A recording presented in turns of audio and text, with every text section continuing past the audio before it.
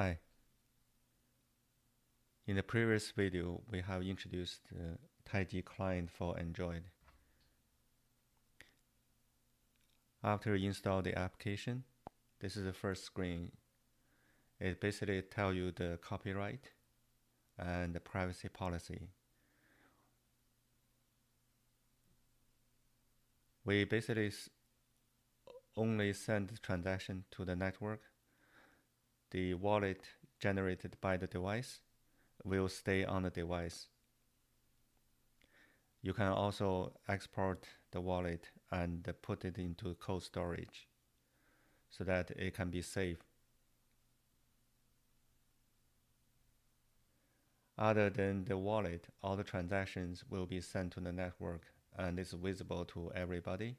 So this has to be agreed by the user. Once you click the agree and click the check button, this will be the first screen because we don't have any wallet available. So the first thing first, to generate a wallet. In the next video, we're going to tell you how to generate a new wallet. Thank you. Bye-bye.